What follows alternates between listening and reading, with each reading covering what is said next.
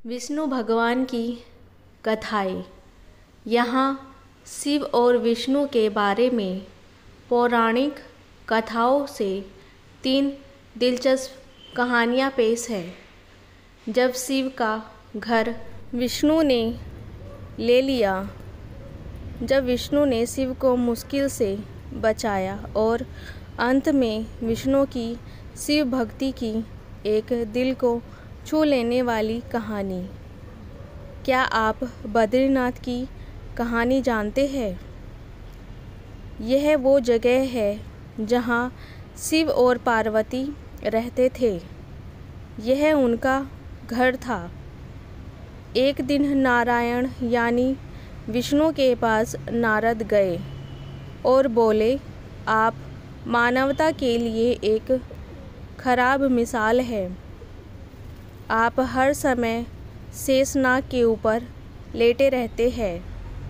आपकी पत्नी लक्ष्मी हमेशा आपकी सेवा में लगी रहती है और आपको लाड करती रहती है। इस ग्रह के अन्य प्राणियों के लिए आप अच्छी मिसाल नहीं बन पा रहे हैं। आपको सृष्टि के सभी जीवों के लिए कुछ अर्थपूर्ण कार्य करना चाहिए। इस आलोचना से बचने और साथ ही अपने उत्थान के लिए भगवान को भी ऐसा करना पड़ा है। विष्णु तप और साधना करने के लिए यही स्थान की तलाश में नीचे हिमालय तक आए। वहाँ उन्हें मिला बद्रीनाथ, एक अच्छा सा छोटा सा घर जहाँ सब कुछ वैसा ही था जैसा उन्होंने सोचा था।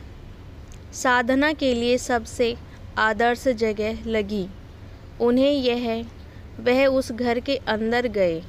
घुसते ही उन्हें पता चल गया कि यह तो शिव का निवास है और वह तो बड़े खतरनाक व्यक्ति है।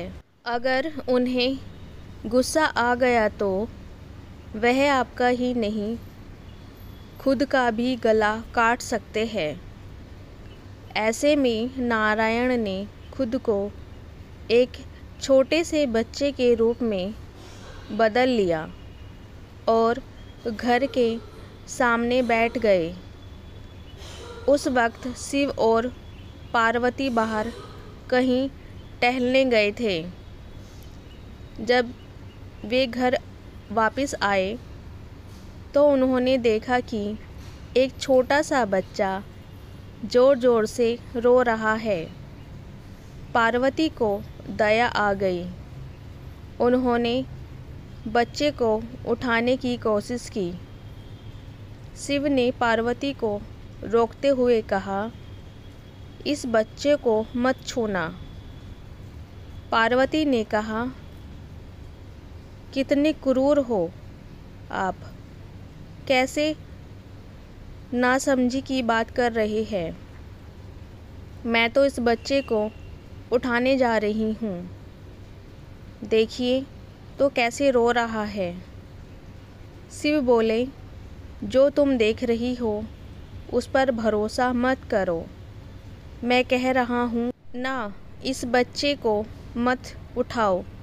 बच्चे के लिए पार्वती की स्त्री सुलभ मनभावना ने उन्हें शिव की बातों को नहीं मानने दिया।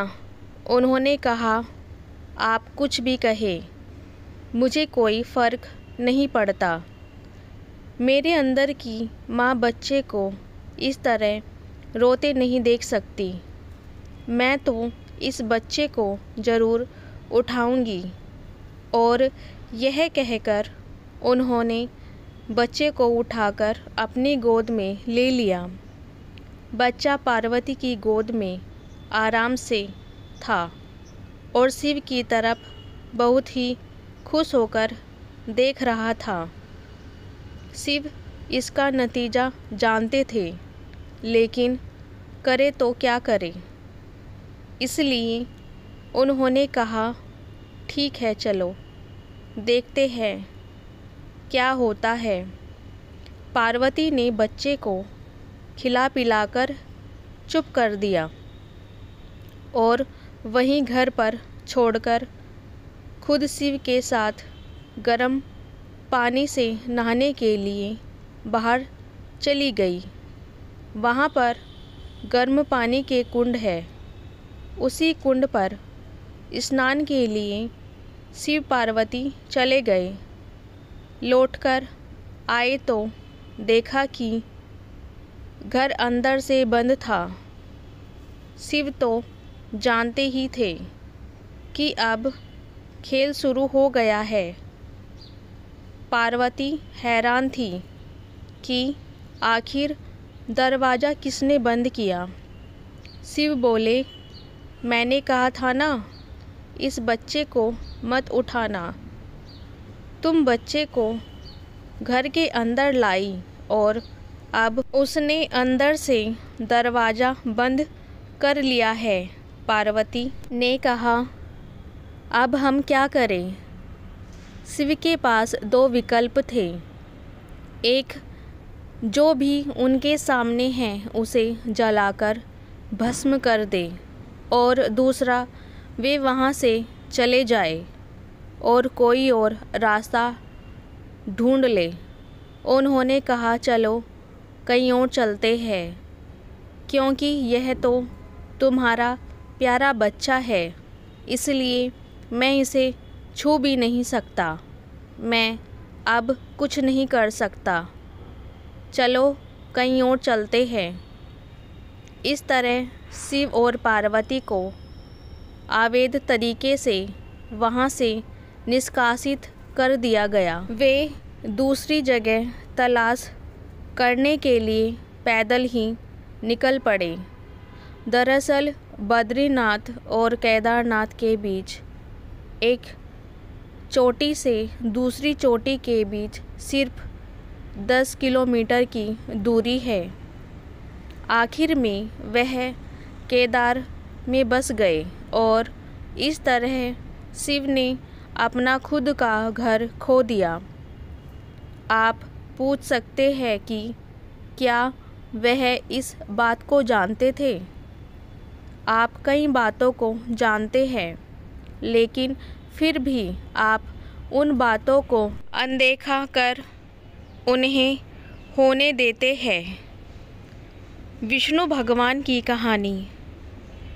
जब विष्णु ने शिव को मुश्किल से बाहर निकाला, यौगिक कथाओं में ऐसी कई कहानियाँ हैं जिनमें बताया गया है कि शिव की करुणा कोई भेदभाव नहीं करती और वे किसी की इच्छा पर बच्चों की तरह भोलापन दिखाते हैं।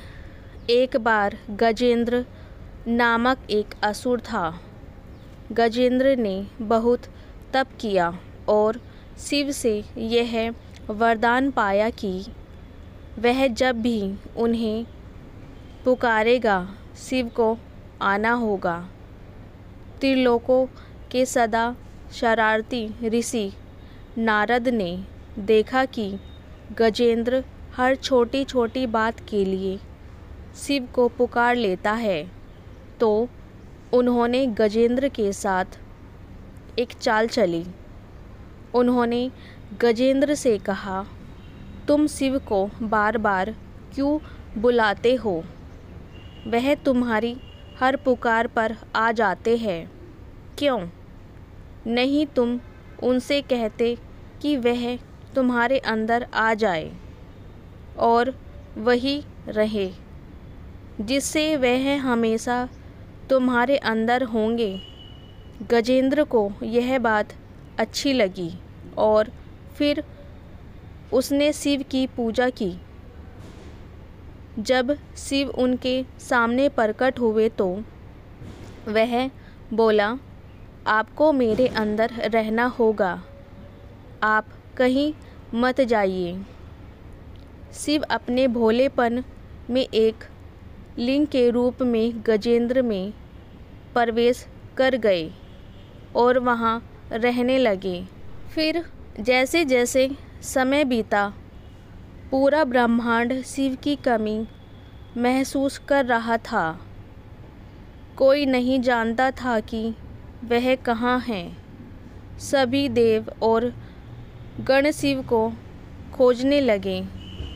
काफ़ी खोजने के बाद जब कोई यह पता नहीं लगा पाया कि वह कहाँ है, तो वे हल ढूंढने के लिए विष्णु के पास गए। विष्णु ने स्थिति देखी और कहा, वह गजेंद्र के अंदर है। फिर देवों ने उनसे पूछा कि शिव को गजेंद्र के अंदर से कैसे निकाल सकते हैं, क्योंकि गजेंद्र शिव को अपने अंदर रखकर अमर हो गया था। हमेशा की तरह विष्णु सही चाल लेकर आए। देवगण शिव भक्तों का रूप धरकर गजेंद्र के राज्य में आए और बहुत भक्ति के साथ शिव का सुसित गान करने लगे। शिव का महान भक्त होने के कारण गजेंद्र ने इन लोगों को अपने दरबार में आकर गाने और नाचने का न्योता दिया। शिव भक्तों के वेश में देवों का यह दल आया और बहुत भावनाओं के साथ बहुत भक्तिपूर्वक वे शिव के लिए भक्ति गीत गाने और नाचने लगे। शिव जो गजेंद्र के अंदर बैठे हुए थे, अब खुद को रोक नहीं सकते थे। उन्हें जवाब देना ही था, तो वह गजेंद्र के टुकड़े टुकड़े करके उससे बाहर आ गए। विष्णु की शिव भक्ति, शिव की पूजा देवता और राक्षस, देव और असुर, श्रेष्ठ और अधम दोनों करते हैं। वह हर किसी के लिए महादेव है। विष्णु भी उनकी पूजा करते थे। विष्णु की शिव भक्ति को बताने वाली एक बहुत सुंदर कहानी है। एक बार विष्णु ने शिव से वादा किया कि वह शिव को 1008 कमल अर्पित करेंगे। वह कमल के फूलों की तलाश में गए और पूरी दुनिया में खोजने के बाद भी उन्हें सिर्फ 1007 कमल के फूल मिले। एक कम था। उन्होंने आकर सब कुछ शिव के सामने रख दिया। शिव ने अपनी आंखें नहीं खोली, वह सिर्फ मुस्कुराए, क्योंकि एक कमल कम था। फिर विष्णु ने कहा, मुझे कमल नयन कहा जाता है, जिसका अर्थ है कमल के फूलों की तरह आँखों वाला भगवान। मेरी आँखें किसी कमल की तरह सुंदर है, तो मैं अपनी एक आँख अर्पित करता हूँ। और उन्होंने तुरंत अपनी दाहिनी आँख निकालकर लिंग पर रख दी। इस तरह की भेंट से प्रसन्न होकर शिव ने विष्णु को प्रसिद्ध सुदर्शन चक्र दे दिया था।